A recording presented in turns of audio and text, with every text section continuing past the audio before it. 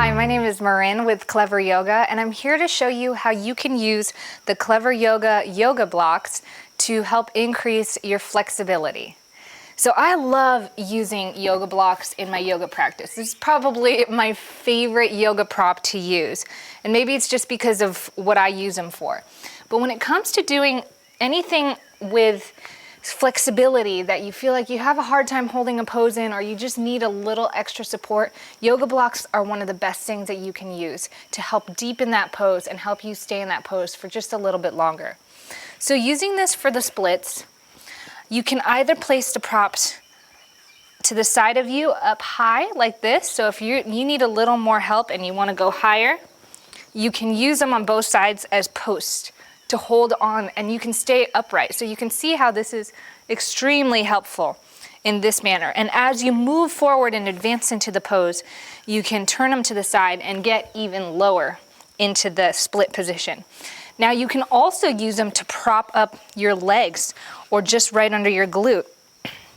So if I place that on my glute and sit into it a little bit, and then maybe just see where my leg sticks out here, you always want to make sure you do this very gently and you're doing it with good form and posture. And you might put this one right here so I can sit into this a little bit more. And it takes a little bit of easing into it.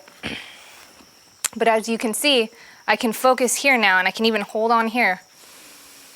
I can focus on my breathing, I can focus on my spinal alignment and engaging that core while I rotate my hips forward, and the blocks help support me right here in the split position. So you can use this for both sides, left and right splits, as I'm doing now, and you can also use it for center splits. So center splits, again, use them as posts if you like to hold on to as you move down into the center splits. But if you want, you can also prop these up right underneath your legs.